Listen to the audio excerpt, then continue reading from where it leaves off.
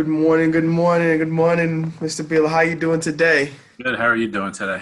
I am doing fantastic. Thank you Great. for, bringing out this time to come here this morning. I know you've had a pretty busy morning with the press conference and everything going on, but thank you for coming on the Fired Up Casey show today. Um, so yeah, let's just jump right into it. Kind of give people a little bit of background of what you do and who you are, so they know who we have here on the show today. Great, great. Well, appreciate you having me on the show today. My name is Bill Callahan. I'm the special agent in charge of the St. Louis division, the DEA of the Okay. DEA office here.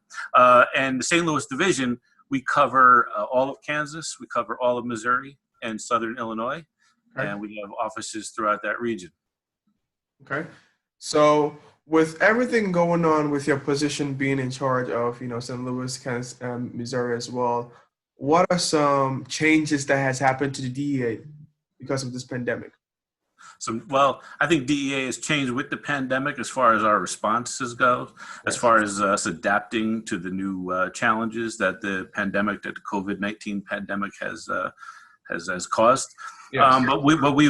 We've met those challenges. We continue to conduct our investigations. We continue to seize illegal drugs.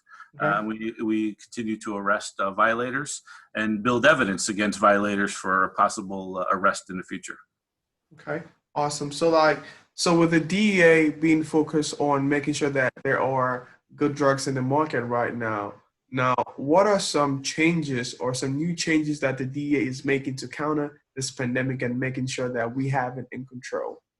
Right. Now, it's a great question because the DEA regulates legal drugs.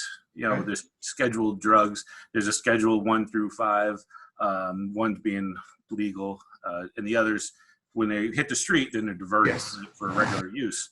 So to make sure that the flow of drugs, legal drugs, Yes. is there during this pandemic, DEA has increased the quotas, the amounts that can be made Okay. of those drugs that are out there. So Okay. we've done some other things to work with medical professionals who have had to, say, have a hospital at a different location than maybe their registration is for, so Yes. that they can provide the services to as many people as they can. Now, there are, with everything going on there, like theories online, conspiracy theories of how people can take this drug or that drug to get better. What are some advice you want to give to people who are listening to the media, listening to whatever they're saying on what drugs they should take? So no matter what, the pandemic or not, my advice is always to talk to your doctor, Hmm. consult your doctor, and take your Yes. doctor's advice. Uh, I don't know if I wouldn't suggest taking advice from the television set. Consult your Yes. doctor. Okay. Yes, because I think it's important because now that everyone is pretty much watching social media or whatever news comes on, people want to digest that and just go and act on it, which was also one of the serious issues when Ebola crisis came along, where people were listening to people saying, go and take salt or go and take this and that. And at the end of the day, we all had people who were sick because of those things that were taken. So it's good to always know that do not just listen to what people say, ask your doctors. No, that's great advice. And again, it's talk to your medical professional. If that's your doctor, if that's you deal with your pharmacist or your insurance company that Yes. may have something set up, but talk to a medical professional because each person is unique in what they can Mhm. take, what they may be allergic to. So Yes. again, it's always consult with your doctor. Now, what are some trends you've been seeing during this pandemic when it comes to the drug use or anything? So yeah, it's great with drug trafficking. Yes. We still see a supply on the street. Okay. We're still seeing that. We have seen price increases for legal drugs. In particular, the Western Missouri area, Kansas City area, has been a focal point for methamphetamines. Mm. We have seen that price increase, but we still see it available. Yes. On the worldwide, DEA is a worldwide organization. We have offices throughout the world, agents like myself throughout the world. So like everything else that we see a disruption in the supply chain. So it takes chemicals to make these drugs. We've Yes. seen a disruption in that. It takes transportation to get them here, and we've seen Yes. a disruption in transportation as well. So it hasn't all gone away. The the COVID-19, drug traffickers will find other ways to get their drugs to the market, and that's where we come in to try to grab those drugs before they get to the end user. Now, speaking on that too, has this pandemic stopped or your actions when it comes to busting people who are trafficking illegal drugs? Has it like slowed it down, or what is the impact to that? I don't want to say it slowed it down. Our agents are still out there every day. They're still out there seizing drugs and making arrests. We have placed a huge focus during this time that we want to focus on getting those deadly drugs off the street before they get to the user. Our focus is to support those doctors and nurses and our medical heroes out there to take those drugs, because those people will wind up calling EMS. They wind up in the hospital. They wind up needing services. So if we can somehow keep those beds free for the COVID patients, that's one of the things that we're focusing right now on trying to do. No, we haven't skipped a beat on that. Now, give me a little bit more insight about the strike force, because I got a little bit of information about that earlier, but give me more in-depth information about the strike force. So the strike force, yeah. So it was June of last year, we established a strike force. It's called the Organized Crime Drug Enforcement Task Force Strike Force, OSDEF for short, Strike Force. OSDEF is a Department of Justice program, and basically what that has done for us is brought together basically a lot of different agencies, state, local, federal agencies, law enforcement agencies, put us under one roof, kind of a one badge concept.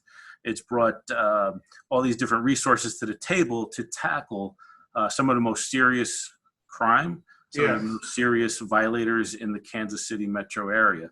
So it could be a DEA agent who's sitting across from a Kansas City, Missouri police officer sitting with a state trooper or highway patrol, right?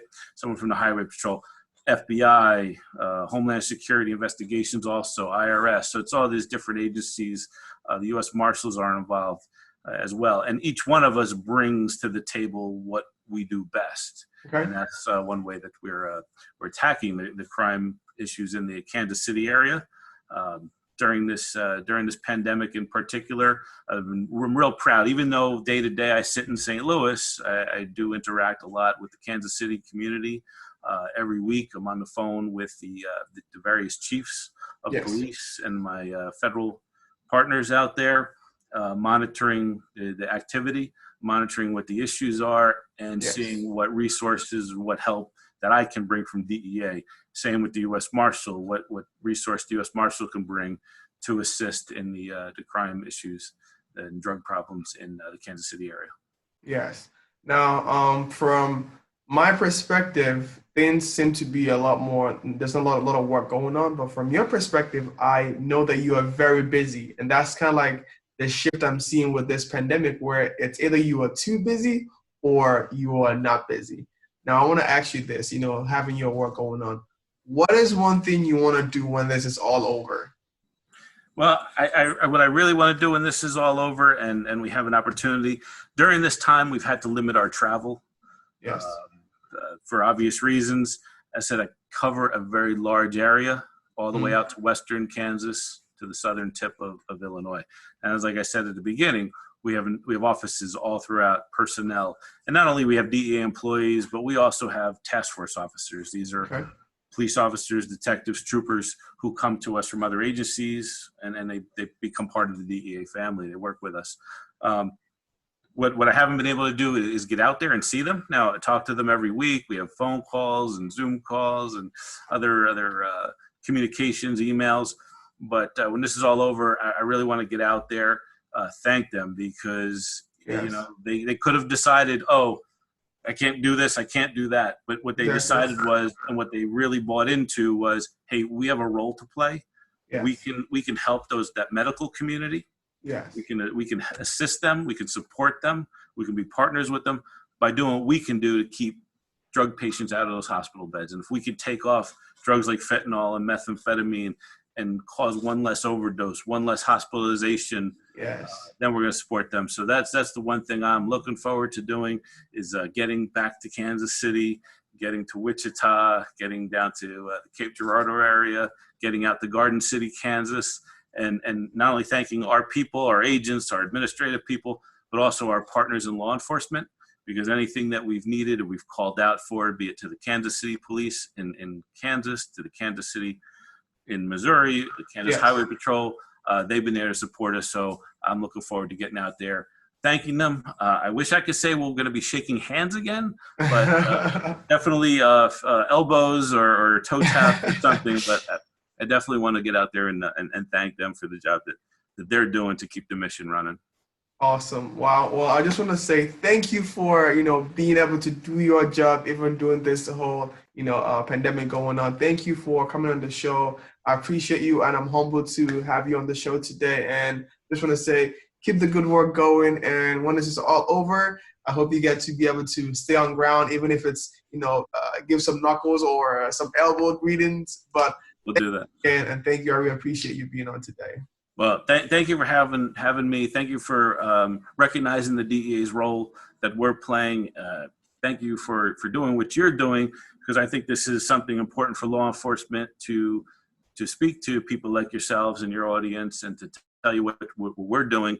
Yes. We're in the life-saving business. At the end of the day, that's how I look at this. We're in the life-saving business. There are some people out there that prey on people who suffer from addiction, who suffer yes. from the substance use abuse. And, thanks for recognizing that that's an important message to get out there, that's what we do. Thank you. Thank you so much. Thank you again for the FiredUp KC show. And again, whenever this is all over, I hope we'll be able to connect again and, get another show and talk more. And thank you. And I'll see you next time, but stay safe and stay healthy. And bye-bye and have a wonderful day. Okay. Thank you.